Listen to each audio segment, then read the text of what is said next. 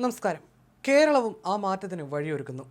സ്വകാര്യ സർവകലാശാല ബിൽ നിയമസഭ പാസാക്കി. സ്വകാര്യ സർവകലാശാല ബിൽ പാസ്സായതോടെ ഇടത് സർക്കാരിന്റെ പ്രകടമായ നയമാറ്റമാണ് പ്രാബല്യത്തിൽ വരുന്നത്. ഇതിനോടകം തന്നെ രാജ്യത്തെ പ്രധാനപ്പെട്ട സ്വകാര്യ സർവകലാശാലകൾ താൽപര്യം പ്രകടിപ്പിച്ച് സർക്കാരിനെ സമീപിച്ചിട്ടുണ്ട്. Governor ഒപ്പിടുന്നതോടെ bill നിയമമാകും. ഇതിന് പിന്നാലെ കിട്ടുന്ന അപേക്ഷകൾ പരിഗണിച്ച് സർക്കാർ സ്വകാര്യ സർവകലാശാലകൾക്ക് അനുമതി നൽകും. ഗവർണർ ഉടൻ ബില്ലിൽ ഒപ്പിടാനാണ് സാധ്യത. സർവകലാശാലകളിൽ സർക്കാർ നിയന്ത്രണം ഉറപ്പാക്കുമെന്ന് ഉന്നത വിദ്യാഭ്യാസ മന്ത്രി ആർ ബിന്ദു പറഞ്ഞു. ഇടതു സർക്കാരിന്റെ പുതിയ കാൽവെപ്പാണിത്. വിശദമായ ചർച്ചകൾക്ക് ശേഷമാണ് ബിൽ അവതരിപ്പിച്ചത്. സ്വകാര്യ സർവകലാശാല നടത്തിപ്പിൽ കാലോചിതമായ മാറ്റങ്ങൾ നടപ്പിലാക്കുമെന്നും മന്ത്രി അറിയിച്ചു. എന്നാൽ സ്വകാര്യ സർവകലാശാലകൾ ഉന്നത വിദ്യാഭ്യാസ മേഖലയിൽ കച്ചവടത്തിനിടയാക്കുമെന്ന് പ്രതിപക്ഷം വിമർശിച്ചു. എങ്കിലും ബില്ലിനെ തത്വത്തിൽ എതിർക്കുന്നില്ലെന്ന് പ്രതിപക്ഷ നേതാവ് വി ഡി സതീശൻ പറഞ്ഞു. അതേസമയം സ്വകാര്യ സർവകലാശാല ബില്ലിനെ പൂർണ്ണമായും എതിർക്കുന്നുവെന്ന് കെ രമ MLA നിലപാടെടുത്തു. പണമുള്ളവർക്ക് മാത്രം പഠിക്കാൻ കഴിയുന്ന അവസ്ഥയുണ്ടാകും. വിദ്യാഭ്യാസത്തെ കച്ചവടവൽക്കരിക്കാനുള്ള നീക്കമാണ് നടത്തുന്നതെന്നും MLA വിമർശനമുന്നയിച്ചു. ബില്ലിനെ തത്വത്തിൽ എതിർക്കുന്നില്ലെന്നും സ്വകാര്യ സർവകലാശാലകൾ പൊതുമേഖലയിലെ സർവകലാശാലകളെയും കോളേജുകളെയും എങ്ങനെ ബാധിക്കുമെന്ന് പഠിക്കണമെന്നും വി ഡി സതീശൻ വിശദീകരിച്ചിട്ടുണ്ട്.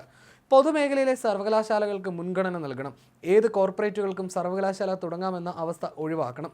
കോർപ്പറേറ്റ് വിദ്യാഭ്യാസ ഏജൻസികൾക്ക് ഇത്തരം സ്വകാര്യ സർവകലാശാലകൾ തുടങ്ങാൻ അവസരം നൽകണം. ഇത്തരം ഏജൻസികൾ കേരളത്തിന്റെ വിദ്യാഭ്യാസ മേഖലയിൽ നിർണായകമായ പങ്ക് വഹിച്ചവരാണ്. ബില്ല് നടപ്പാക്കുന്നതിന് മുമ്പ് ഗൗരവമായ പരിശോധന നടത്തണമെന്നും അദ്ദേഹം പറഞ്ഞു.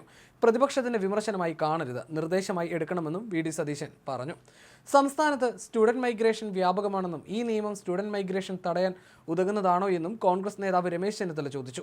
വിശദമായ പഠനം നടത്തിക്കൊണ്ട് മാത്രമേ ഈ ബില്ല് നടപ്പിലാക്കാനാകൂ എന്നും ഇപ്പോഴത്തെ സ്വകാര്യ കോളേജുകളും സ്ഥാപനങ്ങളും യൂണിവേഴ്സിറ്റിയായി മാറിയിട്ട് കാര്യമില്ലെന്നും അദ്ദേഹം വ്യക്തമാക്കി. ലോകത്ത് പ്രശസ്തരായ യൂണിവേഴ്സിറ്റികളുടെ ക്യാമ്പസ് സംസ്ഥാനത്ത് കൊണ്ടുവരാൻ കഴിയുമോ എന്ന് പരിശോധിക്കണം. സാമ്പത്തിക സാമൂഹ്യ പിന്നോക്കാവസ്ഥയിലുള്ള വിദ്യാർത്ഥികൾക്ക് സർക്കാർ നിർദ്ദേശിക്കുന്ന ഫീസ് ഇളവും സ്കോളർഷിപ്പും നൽകണം എന്നതായിരുന്നു ഭേദഗതി. ബിൽ സാമൂഹ്യനീതി ഉറപ്പാകും എന്ന് ആവർത്തിക്കുന്നതിനിടയിലാണ് അതിന് സഹായകരമാകുന്ന നിർണായക നിർദ്ദേശം ഭരണപക്ഷം തള്ളിയത്. സാമൂഹ്യനീതി ഉറപ്പാക്കും. സ്വകാര്യ സർവകലാശാല അനുവദിക്കുന്നതിന് ന്യായമായി സർക്കാർ ആവർത്തിക്കുന്ന വാചകമാണിത്. ഇന്നലെ നിയമസഭയിൽ ബിൽ അവതരിപ്പിച്ച് സംസാരിച്ചപ്പോഴും ഉന്നത വിദ്യാഭ്യാസ മന്ത്രി മുഖ്യമായും ഊന്നിയതും ഇതിൽ തന്നെ. ഉമ്മൻചാണ്ടി സർക്കാർ ആദ്യമായി സ്വകാര്യ സർവകലാശാലയ്ക്ക് അനുമതി നൽകാൻ തീരുമാനിച്ചപ്പോൾ ഇടതുപക്ഷം സമരത്തിനിറങ്ങിയതിന്റെ കാരണവും സാമൂഹ്യനീതി ഉറപ്പാക്കാനുള്ള വ്യവസ്ഥകളില്ലാത്തതാണെന്നും ഭരണപക്ഷം വാദിച്ചു. എന്നാൽ സാമൂഹ്യനീതി ഉറപ്പാക്കാൻ അനിവാര്യമായ പ്രതിപക്ഷം കൊണ്ടുവന്ന 2 ഭേദഗതി നിർദ്ദേശങ്ങളാണ് ഭരണപക്ഷത്തിന്റെ പിന്തുണയോടെ നിയമസഭ വോട്ടിനിട്ട് തള്ളിയത്. സാമ്പത്തിക സാമൂഹ്യ പിന്നോക്കാവസ്ഥയിലുള്ള വിദ്യാർത്ഥികൾക്ക് സർക്കാർ നിർദ്ദേശിക്കുന്ന ഫീസ് ഇളവുകളും സ്കോളർഷിപ്പുകളും അനുവദിക്കുമെന്ന് സത്യവാങ്മൂലം നൽകണമെന്നാണ് PC വിഷ്ണുദാസ്, IC ബാലകൃഷ്ണൻ എന്നിവർ കൊണ്ടുവന്ന ഭേദഗതിയിൽ പറയുന്നത്. നിരാശ്രയരായ സാമൂഹ്യമായി പിന്നോക്കം നിൽക്കുന്ന വിദ്യാർത്ഥികൾക്ക് ഫീസ് ഇളവ് പോലും ഉറപ്പുവരുത്താതെ എങ്ങനെ സാമൂഹ്യനീതി ഉറപ്പാക്കും എന്ന ചോദ്യമാണ് ഉയരുന്നത്.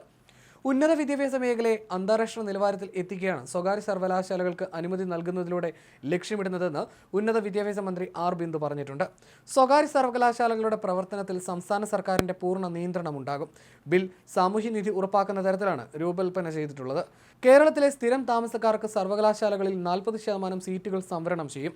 സ്ഥാപനങ്ങൾ സംസ്ഥാനത്തിന്റെ സംവരണ നയം പാലിക്കും. പട്ടികജാതി പട്ടികവർഗ വിദ്യാർത്ഥികൾക്ക് സർക്കാർ പ്രഖ്യാപിക്കുന്ന ഫീസ് ഇളവുകൾ നൽകും. വിദ്യാഭ്യാസ മേഖലയിൽ പരിചയസമ്പന്നരായ വിശ്വസനീയ ഏജൻസികൾക്ക് സ്വകാര്യ സർവകലാശാല സ്ഥാപിക്കുന്നതിന് അപേക്ഷിക്കാനാകൂ. റെഗുലേറ്ററി ബോഡികൾ നിശ്ചയിച്ച് മാർഗനിർദ്ദേശം അനുസരിച്ച് സ്വന്തമായി ഭൂമി വേണം. സംസ്ഥാന ട്രഷറിയിൽ 25 കോടി രൂപ കോർപ്പസ് ഫണ്ടായി നിക്ഷേപിക്കണം. വിദഗ്ധ സമിതിയുടെ ശുപാർശ പ്രകാരമാണ് അനുമതി നൽകുക. ഗവേണിംഗ് കൗൺസിലിൽ ഉന്നത വിദ്യാഭ്യാസ സെക്രട്ടറിയും സർക്കാർ നാമനിർദ്ദേശം ചെയ്യുന്നയാളും അംഗമാകും. വിദ്യാർത്ഥി യൂണിയൻ ഉണ്ടായിരിക്കണം. UDF കാലത്ത് ഉന്നത വിദ്യാഭ്യാസ മേഖലയുടെ ഗുണനിലവാരം നഷ്ടപ്പെടുത്തിയപ്പോഴാണ് സ്വകാര്യ സർവകലാശാലകളെ LDF എതിർത്തത്.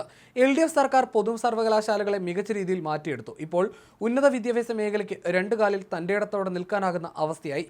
ഇന്ത്യയിലെ ഏത് സർവകലാശാലകളോടും കിടപിടിക്കാനാകും വിധം പൊതുവിദ്യാഭ്യാസ മേഖല വളർന്നു. ഈ സാഹചര്യത്തിലാണ് സ്വകാര്യ സർവകലാശാലകൾക്ക് പ്രവർത്തനാനുമതി നൽകുന്നതെന്നുമാണ് മന്ത്രിയുടെ വിശദീകരണം.